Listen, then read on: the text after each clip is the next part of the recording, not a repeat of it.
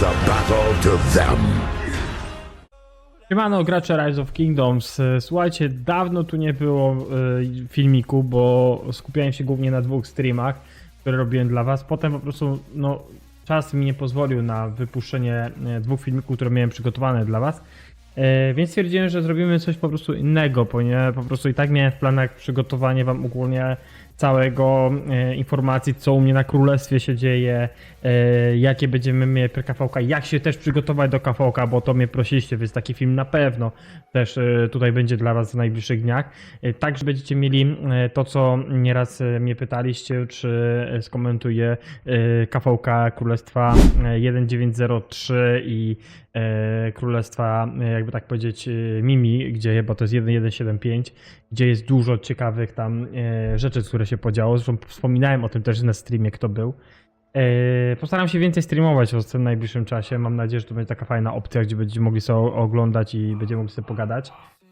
Teraz mieliście taką sytuację, że ja głównie bawiłem się w ten streaming, no bo pre-KVK i tak dalej. Też pewnie czekacie na odcinek, ile, jakby tak powiedzieć, otworzyłem saszetek, ile dostałem skrzyń i które miejsce miałem, ile punktów zrobiłem. Ogólnie miał być to taki film, który będzie ogólnie dotyczący wszystkiego, jeżeli chodzi o co dropnęło mi, co dostałem i tak dalej. Lecz powiem offen, ja ten filmik wypuszczę troszeczkę inaczej.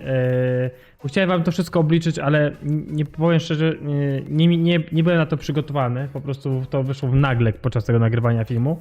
Więc ja go, jakby tak powiedzieć, troszeczkę obkroję i puszczę wam ogólnie całą opcyk, jak to bywało i jak to po prostu się działo. Tam przyspieszymy też temat, ale to już będzie, jakby tak powiedzieć, taką wstawkę dam przed filmem. Jeżeli chodzi o sam Tide of War, jesteśmy w tym momencie na pre-KVK, już jakby tak powiedzieć taki przedostatni dzień pre-KVK, gdzie bijemy forty głównie. Ja tutaj troszeczkę już pobiłem, czekam na regen AP, bo nie chcę tu się wypalać. No w tym momencie jesteśmy pierwsi, blisko nas, bo już 3 tutaj miliony jest za nami Królestwo Ognia, nasz sojusznik. Ale zanim do tego przejdziemy, przedstawię wam może, jak my wyglądamy na tym KVK. Czekajcie, to chyba nie to miało być. Chyba nie to miało być. Zobaczycie tutaj od razu statystyki, które miało być na innym filmie. No ale dobra, dlaczego nie? O tym też będziemy mogli sobie wrzucić. Poczekajcie, bo tylko tu mam pełno rzeczy. I miałem dla was jakby tak przygotowałem na komputerze wszystko, a widzicie, jak zawsze tu jakieś fopa mi wyjdzie. Dobra. To mamy. Na tym się skupimy. Tak jak widzicie, my tutaj jako królestwo, tak może to dam, żeby tam coś nie zniknęło. Jako królestwo jesteśmy jako 1, 5 czy 4. I tu są podane od razu kapeki, siła, ile mamy zamków w 25 poziomie. No i też macie pokazane jakby tak inne królestwa. Nie wiem, czy ktoś z Polaków jest na któryś z tych królestw. Jeżeli jest, no to pozdrawiam, powalczymy lub też będziemy razem w sojuszu. Nie będę ukrywał, jestem bardzo zawiedziony co do dobierania i jestem zawiedziony też co do tego, co nas czeka w KVK, bo wiedzieliśmy, że wiatr jest mocny, wiedzieliśmy po kapekach, wiedzieliśmy po tym, jak oni też grają, bo znamy troszeczkę 1.5.2.5. Ogólnie szanuję to królestwo, lecz podejście do niektórych rzeczy, jeżeli chodzi o dyplomację, mogę powiedzieć, że to jest na bardzo słabym poziomie. Zresztą wspominałem o tym na ostatnim streamie. My gramy oczywiście z lewo na prawo, bo tak od początku, jak tylko dostałem mapę, to przypuszczałem, że tak będzie. Nawet jak sobie rozpisywałem na flashu siłę, KP i tak dalej. I z tego co widzę, mogę się mylić, ale z tego co widziałem wtedy, to są królestwa seedu A, B, C, jedno z C i jedno z D nawet, więc jest ogólnie ciekawie. Zaraz przejdziemy sobie do pre-KVK i też coś opowiem trochę o pre-KVK, ale chciałem się ogólnie skupić na tym dyplo. Ogólnie nasza propozycja była prosta, żeby woda była razem z ziemią, na ogień z wiatrem. Wiadomo, na pierwszy rzut oka wydaje to się w miarę logiczne podejście, bo jeżeli chodzi o KP, jest to bardziej wtedy podobny ten matchmaking. Minimalnie byłby wtedy na naszą korzyść. Ok, zgodzę się z tym, ale pod względem, jeżeli chodzi o też siły, no może nie do końca, bo my samo w sobie mamy tutaj dużo mocy ze względu też na farmy, bo my troszkę gramy taką, to królestwo da grę taką taktyką, jak to się nazywa, koreańską, no bo ja by na to nie patrzeć, oni tak grają, odkąd tu przyszedłem wiedziałem, że oni tak grają, więc to też jest dodatkowa, jakby takie powiedzieć, informacja dla was. I tu widzicie, mamy różne opcje rozpisane i możecie zobaczyć, gdzie jest najbardziej jakby tak zbliżone, żeby ten matchmaking uratować, bo matchmaking Lilith zrąbała, ale o tym wam też zaraz opowiem, dlaczego. No i tak widzicie, najbardziej stosowane właśnie było Fire, Wind, Water, Earth, jeżeli chodzi o różnicę na sile, KP, no już nie mówię o zamkach. Jeżeli popatrzycie sobie na tą opcję drugą, no to tu jest opcja ta, która tak, ta, która teraz będziemy grać, czyli różnica w KP jest duża, czyli to też wiadomo, jeżeli chodzi o dowódców i wojska. Jak popatrzymy na opcję trzecią, no to ona była już w ogóle totalnie porypana, no bo wiedzieliśmy, że tutaj wtedy to KVK nie ma sensu dla nich też, nie? Więc tak jak widzicie, opcja ta pierwsza wychodziła jakby tak najlepiej z tego wszystkiego.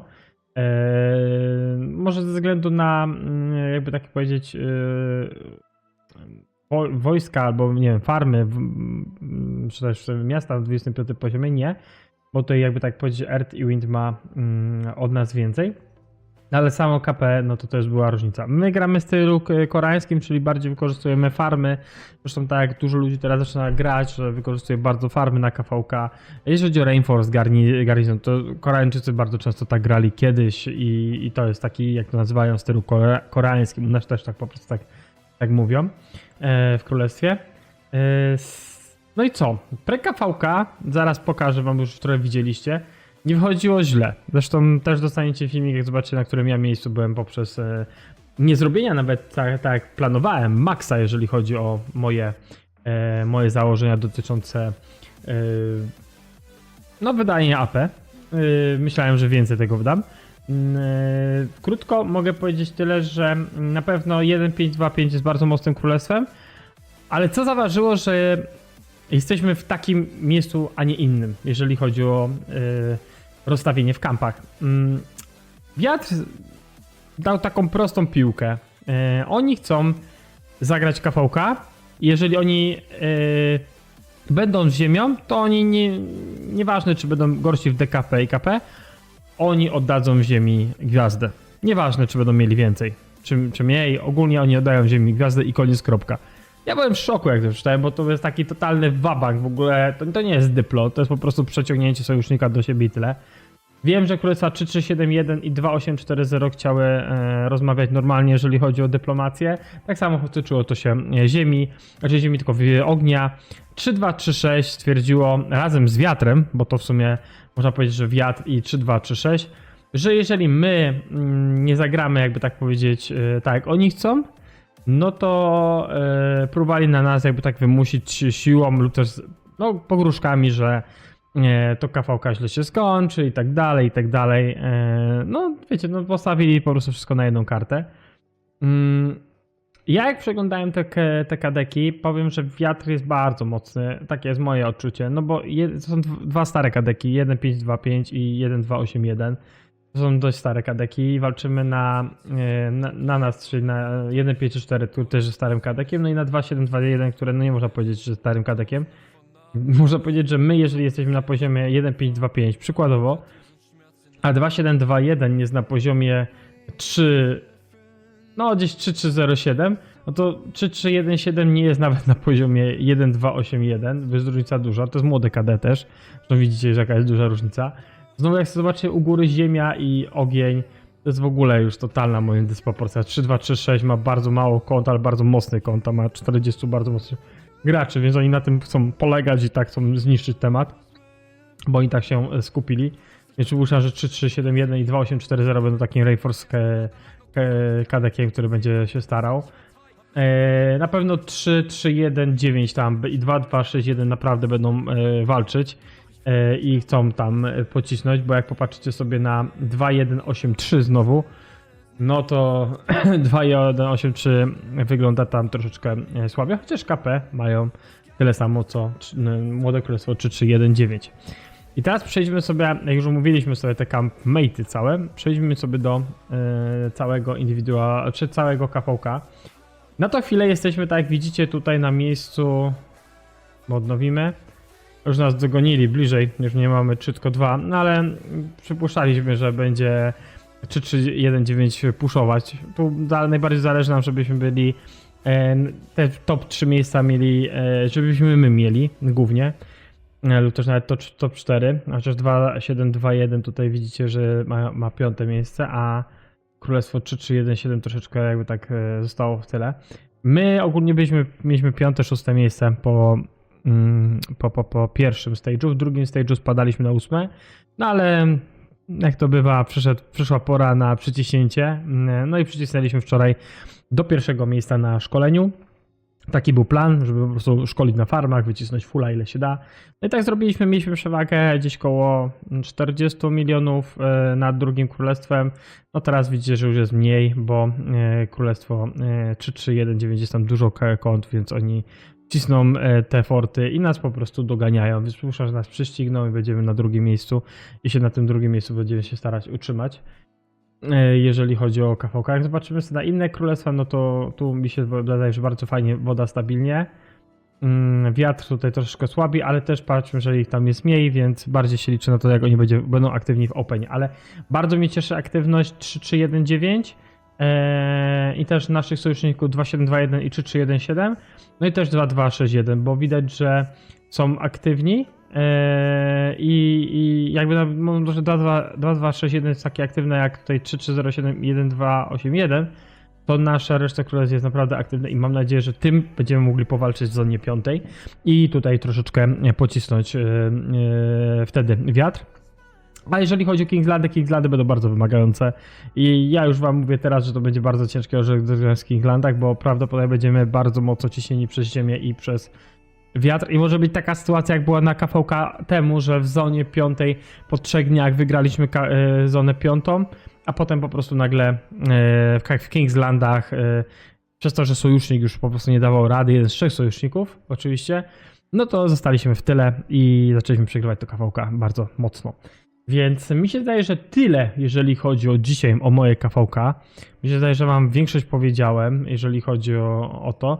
Chyba jeszcze na koniec miałem wam powiedzieć o dobieraniu. Dobieranie ogólnie mogę jak zobaczycie, widzicie tą tabelkę KP i DKP, mogę powiedzieć, że jest zrąbane i to dość dobrze jest zrąbane, bo bardzo dużo królestw się na to skarży. Zresztą wypuszczę wam odcinek dotyczący chyba najbardziej porąbanego, jakby tak powiedzieć, dobierania, jakie teraz było w ostatnim czasie. Dla mnie ono jest bardzo dziwne. Też zobaczymy sobie jeszcze jeden odcinek dotyczący królestw, jak sobie tam radzą w Z5. Mówię o królestwach, o tych, które wam streamowałem, o tych 3 KVK, które robiłem też filmik. Mam tam statystyki, mam tam parę takich ciekawych, jakby tak powiedzieć, rzeczy, więc o tym na pewno też wam nagram filmik i też będziecie, jakby tak powiedzieć, mogli tutaj sobie zobaczyć, jak to wszystko wygląda u mnie. Na pewno jeszcze jedną rzeczą, chyba fotel mi łapie kamerę. Na pewno jedną rzeczą, którą jeszcze chciałem, no to chciałem wam powiedzieć, jak się przygotowuję do KVK i wam o tym nagrać, bo wiem, że mnie o to pytaliście.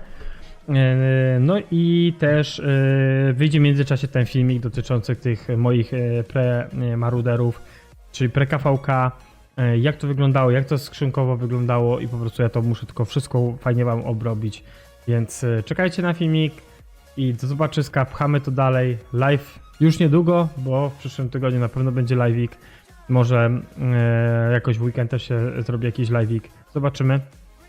No ale tyle ode mnie, do zobaczyska, pchajcie dalej kanał, lajkujcie, komentujcie, lecimy z tym, hejo.